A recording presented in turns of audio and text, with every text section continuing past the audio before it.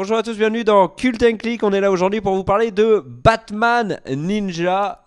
Ouais, un film dont je ne sais absolument rien ou presque, mais lui par contre l'a vu et va vous en parler. Qu'est-ce que c'est Batman Ninja? C'est un direct to DVD développé par DC Animation dans la grande lignée de leurs films animés qui sortent à plusieurs fois dans l'année.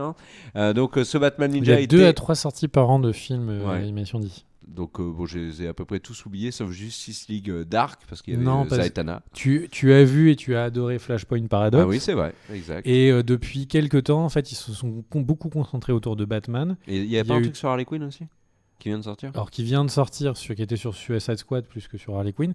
Et il y a eu toute une revisite de Batman. On a revu et avec l'apparition de son fils, avec l'apparition des Robins, qui étaient chacun dans un film différent. Et il y a eu ces 2 nouveaux films sur Batman.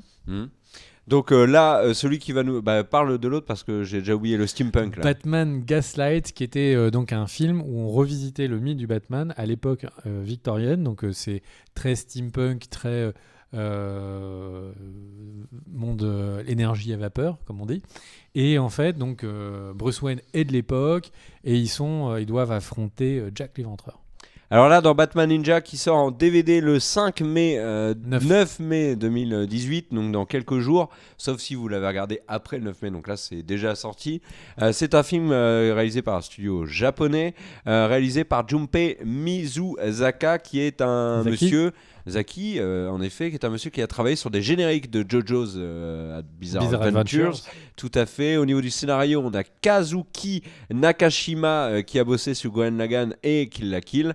Et enfin, au niveau du Kara Design, on a Takashi Okazaki, qui a bossé sur Afro Samurai. Je n'ai vu aucune image, je ne sais pas de quoi parle ce film. La seule chose que je sais, c'est que c'est Batman qui se prend pour un ninja. Dis-nous tout, mon ami Bigby. C'est pas Batman qui se prend pour un ninja. Déjà, la seule chose que je savais n'est pas... Donc il était important de faire cette vidéo. Alors, comme tu l'as dit, c'est très important de savoir dans quel contexte sort ce film, et dont j'ai l'impression que quasiment personne n'a entendu parler.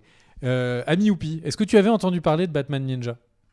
Donc on est 3 personnes plutôt fans des univers japonisants, geeks et super-héroïques, et pourtant tout le monde n'en avait pas entendu parler. Il y a un trailer qui a été sorti fin d'année dernière, mais qui était un peu passé inaperçu. Et en fait, donc, ces films d'ici travaillent beaucoup de thématiques ou d'arcs scénaristiques qui étaient assez marquants dans l'univers des comics. On peut noter par exemple Batman Year One, et où c'était vraiment une adaptation case par case. Le film reprenait très très méthodiquement ce qu'était le comics. Après, il y a eu d'autres qui étaient plus de la création ou de l'adaptation. Et ça a donné des choses qui parfois étaient intéressantes, parfois un peu décevantes, mais clairement DC prend des risques, et on ne pourra pas enlever le fait que les films Marvel en ce moment sont beaucoup plus successful, enfin en tout cas ont beaucoup plus de succès que les films DC.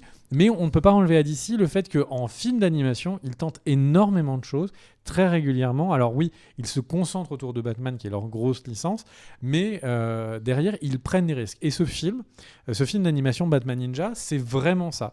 C'est qu'est-ce qui se passe si on donne carte blanche totale à un studio d'animation japonais pour tenter tout ce que vous voulez. Faites ce que vous voulez avec nos personnages, changez le chara design, changez l'histoire, tout est possible, allez-y. Et on a un film qui est, pour être très sincère, si on prenait comme film pur, si vous voulez regarder, acheter ce Batman Ninja pour le regarder juste en tant qu'œuvre à part, vous serez déçu. Le film n'est malheureusement pas très très bon.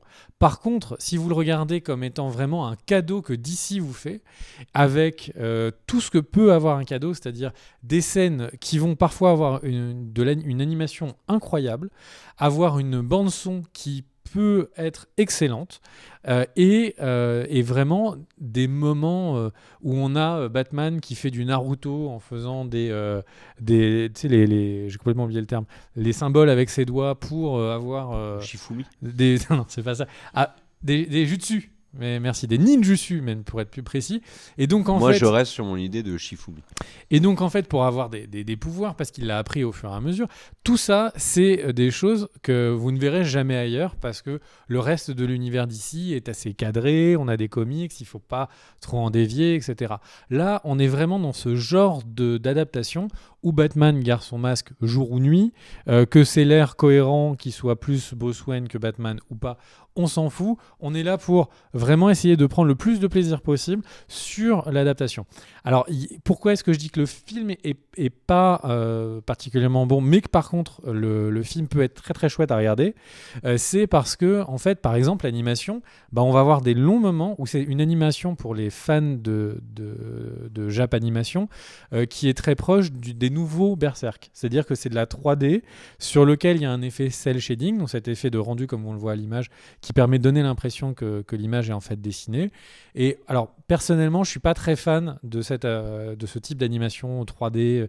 C'est vraiment un peu pas cache-misère, parce que là, ils sont en train de vraiment maîtriser le truc, mais ça donne des phases d'animation qui sont peut-être un peu pauvres, et on sent que l'animation est moins fine que les séries animées, par exemple Cowboy Bebop des années 90.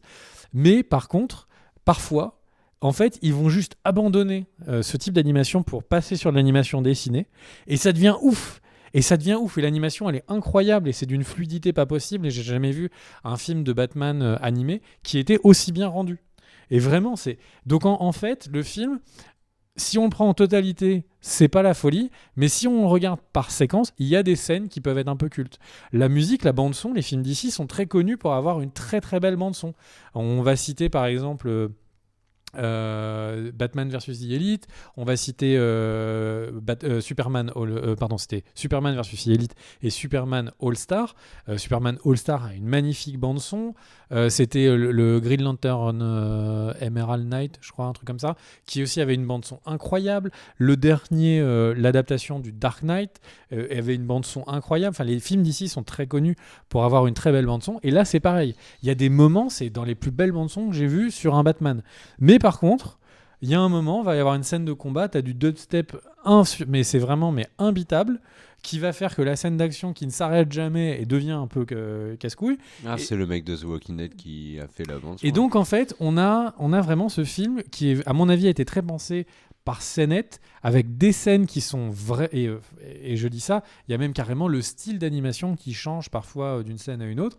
Et donc on a des scènes qui sont relativement culte dans l'univers de Batman. Vous ne vous les reverrez jamais ailleurs que si vous ne achetez pas ce Blu-ray, ou si vous n'allez pas regarder je sais pas s'il est dispo en SVOD quelque part. Et le truc, c'est que si par contre, l'intégralité n'est pas un très bon tout.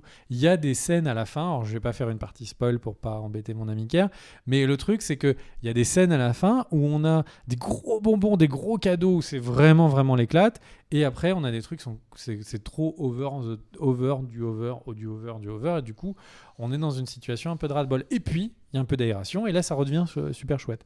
Donc, on a vraiment ce Batman qui s'adresse que aux fans d'animation, qui seraient curieux de ce qui s'est passé avec ce film, aux fans de DC qui seraient curieux de voir qu'est-ce qu'un studio d'animation japonais peut faire. Mais voilà, l'histoire... Vous l'avez compris, c'est le dernier des soucis. Le but, c'est d'avoir des scènes qui vont chacun être cultes d'une manière différente. Et après, est-ce que ça va vous toucher plus qu'une autre? C'est à vous de voir. En tout cas, ce Batman, moi, j'aurais pas aimé ne pas le voir, très clairement, parce qu'il est marquant dans la continuité des films d'animation d'ici. Moi, je trouve que c'est un super cadeau que le studio fait comme ça aux fans, parce que c'est quelque chose qu'on verra jamais ailleurs. C'est juste dommage que l'exécution, parfois, soit... On est vraiment dans le cliché, on a presque l'impression parfois que le studio japonais se demandait comment est-ce que les Occidentaux ont des clichés sur les Japonais et qui pensent qu'en fait on fait, tu vois. Et c'est pour prendre l'expression un peu bœuf fromage, brochette bœuf fromage qui est utilisée pour parler de ces faux trucs japonais qui en fait sont vus par les Occidentaux. Là c'est un peu, il y a vraiment des scènes qui sont du bœuf fromage, sauf que c'est fait par des Japonais. Donc ça donne des choses un peu bizarres, mais il y a quelques pistes qui sont vraiment oufissimes en musique, quelques scènes d'animation qui sont vraiment oufissimes. voilà, à vous de voir si vous êtes suffisamment fan pour passer le pas et regarder ça. Mais vraiment, l'objet, c'est un ovni. Enfin, c'est vraiment complètement un ovni. Ok.